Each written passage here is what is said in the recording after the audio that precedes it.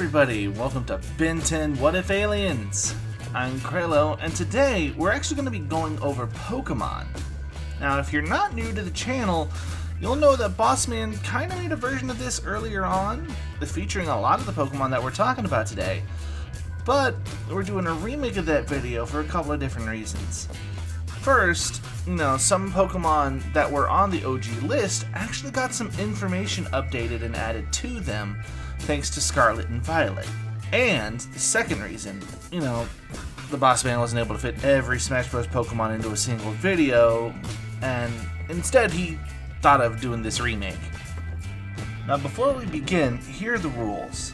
We got a couple different categories for this, and that's the Ben 10 rules and the show rules. First are the Ben 10 rules, which are pretty simple. No mutant aliens, like the Xenomorphs or Cell from Dragon Ball, and no magically created aliens, like the Anodites or, maybe the gems from Steven Universe.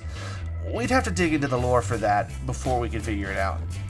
Now these are the show rules.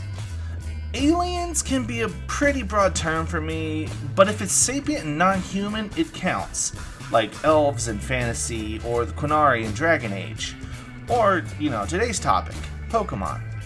Now that being said, there are some Pokemon that won't be in the show for multiple reasons. For starters, no pun intended, all non-evolution Pokemon are excluded. Bossman made his point in the OG video that he headcanoned that the watch only took the final evolutions.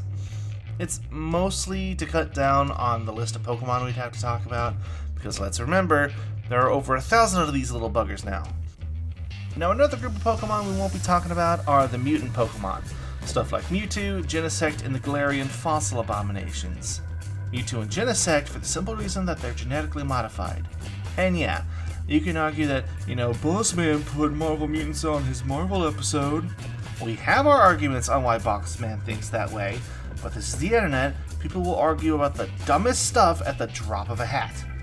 The editor also agrees with the Marvel Mutants being in the Marvel episode, because mutants in Marvel are actually a separate but related species from humans, as humans are Homo sapiens, while mutants are Homo sapiens superior. Mutates, on the other hand, people like Spider-Man, Deadpool, the Fantastic Four, and Hulk, are people who gained power via accidents, magic, whatever. Now back to Mewtwo and Genesect. As satiated in the Gen 1 games, Mewtwo, while supposedly being the child of Mew, is also shown to be a lab-grown Pokemon, or a clone, hence the name. Come on, he's just a stronger version of Mew with the power to Mega Evolve, which, considering the lore around Mega Stones, doesn't make a ton of sense, but hey, it's Game Freak. Game Freak wants to make money off of Mewtwo. As for Genesect, it's also been said to be a lab-grown Pokemon, taking the fossil of an unknown bug-type Pokemon and just grafting armor on it.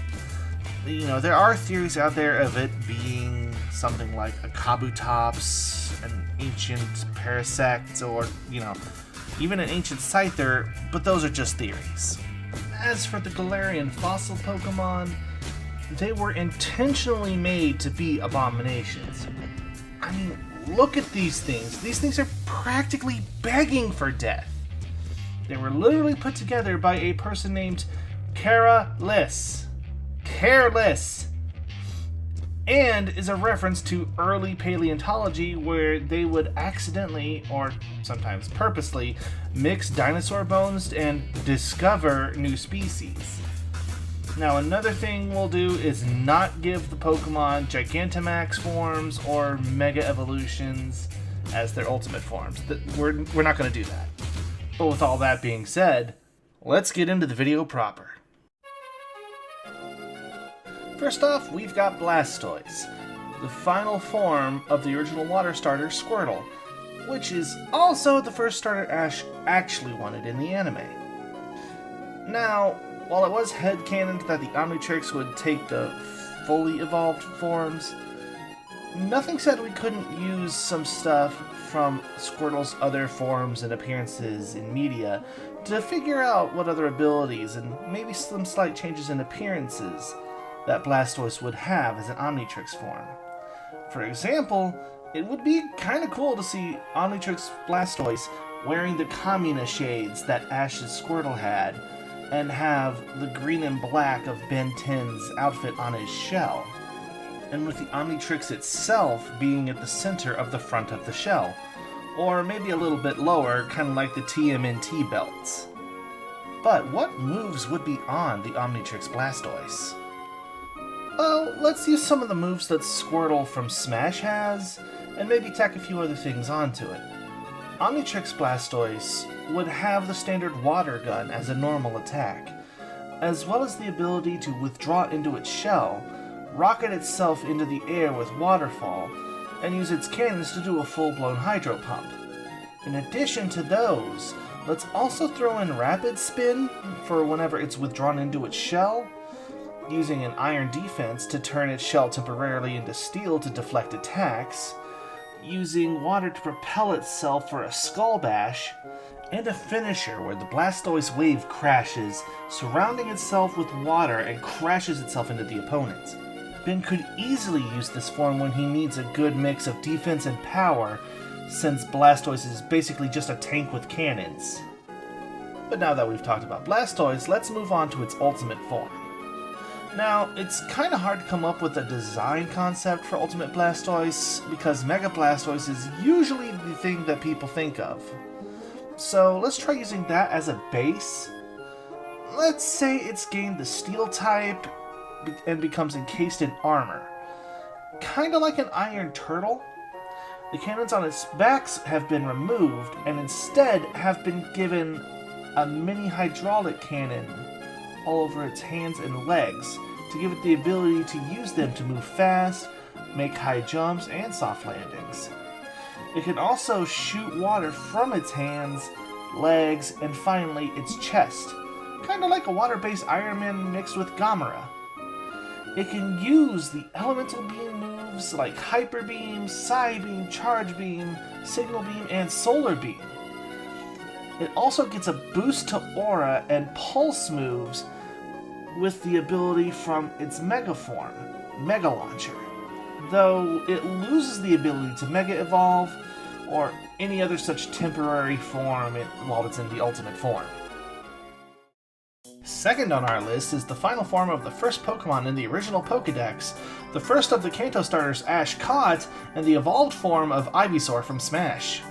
For Venusaur's appearance, it would actually be pretty interesting to have one of its appearances from Pokemon Unite be how it appears. Imagine the Sunshine style Venusaur from Unite, but instead of red and gold, the coverings are black and green with the Omnitrix in the center of the flower on Venusaur's back. But what moves would this thing use? Like Blastoise, we can base some of these moves from the Smash Bros. Moveset with 4 more tacked on. Ben would be able to rapid-fire Bullet Seeds from the plant on its back, shoot the massive Razor Leaves from its back, use its Vine Whip for both traversal reasons but also to whip and wrap up opponents, and also gather Sunlight for a massive Solar Beam. Beyond those 4 though, it would also be able to dig into the ground, referencing the time Ash's Bulbasaur used Dig, despite Bulbasaur not normally being able to learn that move. It would also be able to launch other kinds of seeds, a Leech Seed that ensnares enemies and drains them of their energy, and a Seed Bomb that launches a large seed that explodes. I could also see it having access to the Powder moves and Toxic. Lastly, it would be able to weave the vines together to do a massive Power Whip. Venusaur is all bulk and strategy. This is a form Ben would have to use his mind to defeat his enemies. Powders, moves that require finesse, seeds, and trying to gain the field advantage. With that being said though, let's move on to Ultimate Venusaur. In the case of Ultimate Venusaur, we have a dark idea for this. The tree on its back fully envelops the frog below it and causes the form to be immobile and rooted in place. Now, while it can't move, it can still attack with its roots, draining life from its targets. It can also emit pollen that can inflict status effects on anyone who breathes in that pollen. It gains the Effect Spore ability, And as with all Ultimates whose base has a Mega form, it would not be able to Mega Evolve. I imagine Ultimate Venusaur gaining bulk and size, probably being around the size of a full-size sedan. Probably the least mobile of Ben's forms in Ultimate, but by rooting itself into the ground, it could control the battlefield even more than it did as base Venusaur. Well, we have Water and Grass down, but what about the Fire Starter? The only one that has the same stage that they have in Smash, and the most reliable recurring member of Ash's Pokemon team in the anime. And the one Game Freak seems to love heaping special attention on. Pokemon Unite has a lot of great costumes for Pokemon, so let's use another one of those for the basis of an Omnitrix design. I can imagine the Omnitrix form using the Knight costume, but with the wing and leg accessories of the Dark Lord costume. The Omnitrix would be at the center of the helmet, and the armor and accessories would be black and green. As for the moves, well, like the others, I'm going to give it 8 moves, 4 from Smash Bros. And 4 from across the franchise. The 4 Smash Bros. Moves would give Ben Charizard the ability to breathe a flamethrower, fly up high in the sky and dive bomb enemies, deliver powerful blows that can rock smash, and gather his flames to do a powerful fire blast.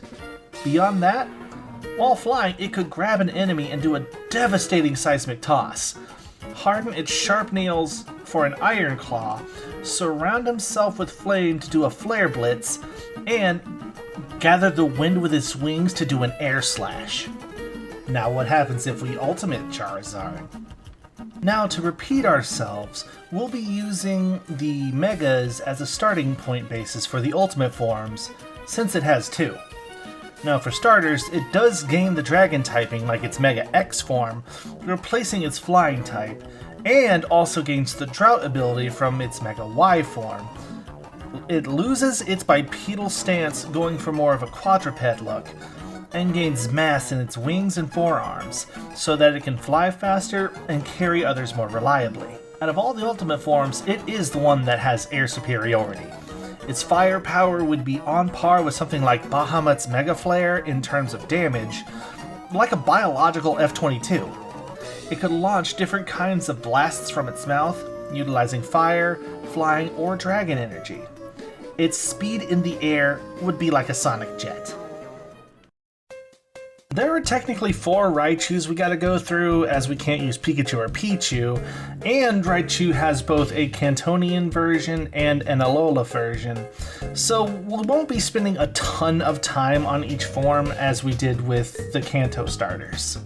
Cantonian Raichu would have on a snapback hat, referencing the many times Ash's Pikachu wore his hat, and in the center of that hat would be the Omnitrix.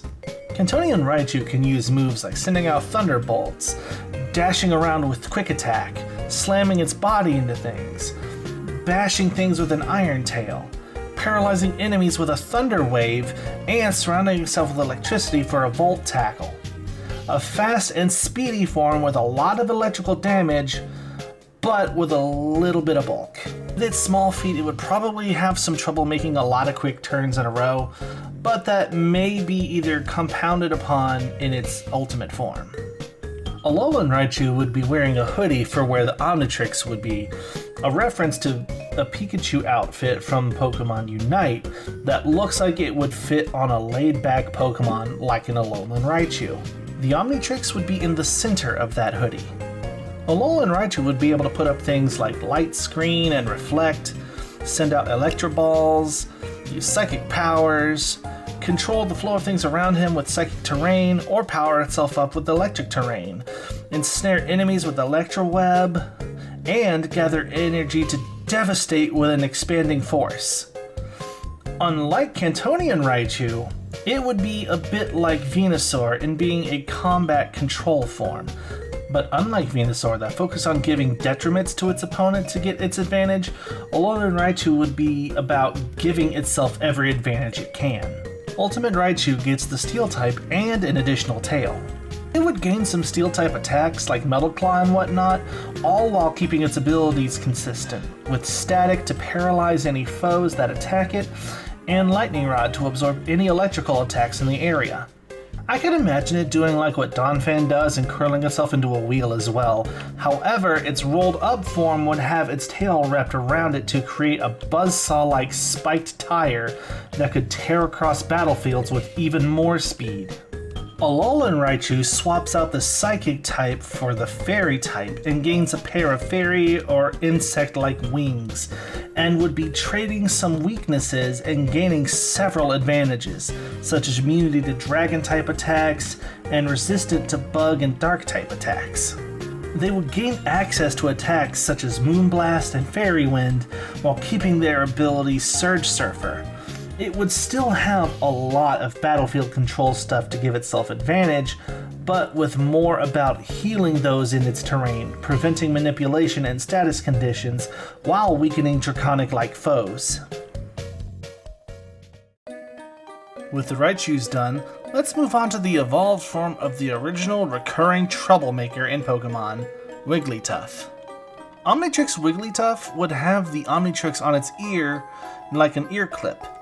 The Wigglytuff form would be able to use Sing to put things around it to sleep, curl up into a ball and roll out at foes, take quick rests to heal any damage it might have taken, perform defensive curl to reduce any damage it would take, double slap at a rapid rate, send out a dazzling gleam, belt out a loud echoed voice, and its cute charm ability would make anything hesitate before attacking it. It would also have the ability to bide and send any damage it takes back at the opponent. Wigglytuff is like a large punching bag that can punch back, taking all damage and using its damage reduction and resting to give itself more vitality before sending those attacks right back. But what happens if we ultimate it?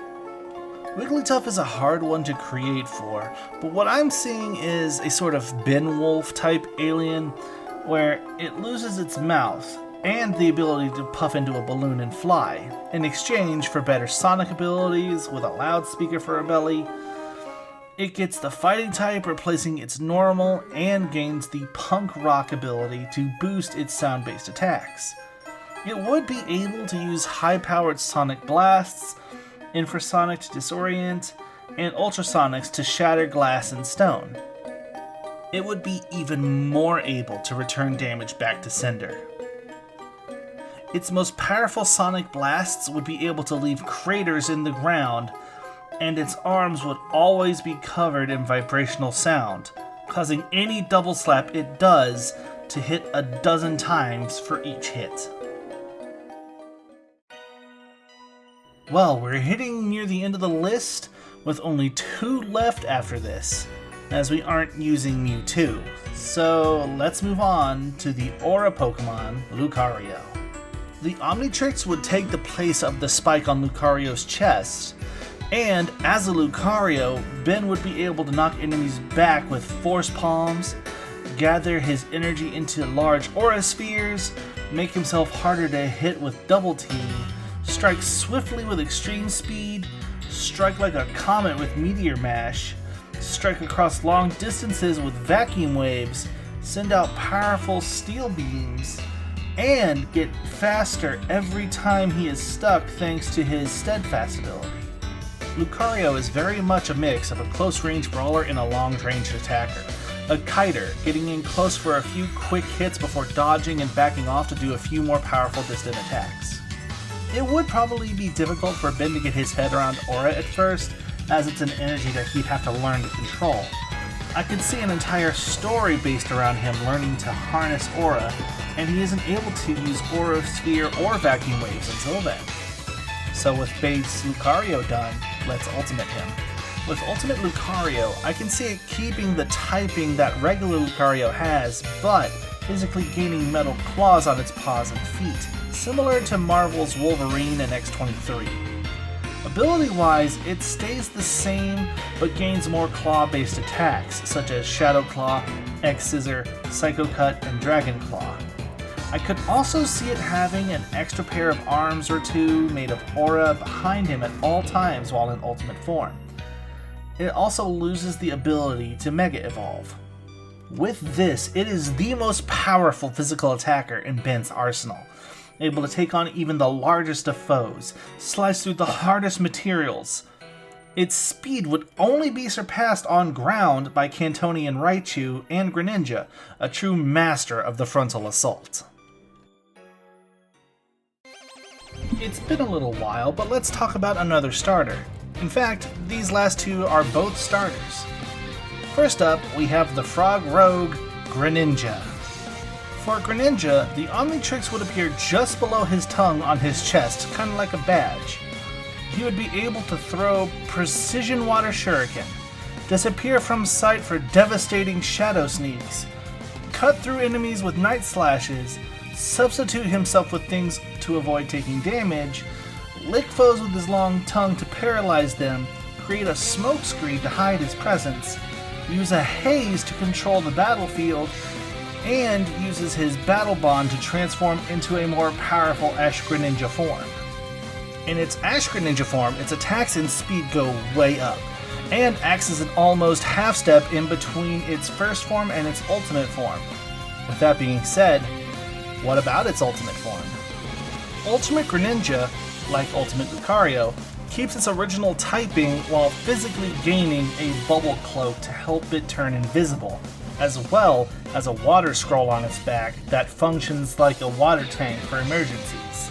Attack-wise, it would gain several beam attacks, such as an Ice Beam, Hyper Beam, Aurora Beam, and Bubble Beam, and some ninja-like moves like Flamethrower and other fire moves, Disarming Voice and some other sound-based moves, Double Team to mimic the famous Bushin no Jutsu, and several other real ninja techniques, like using its tongue to grab faraway objects to do a replacement technique, using whatever object was cut in half to hide itself while trying to escape. I'm no Gaijin Goomba, so I'm not that familiar with real-world ninjas.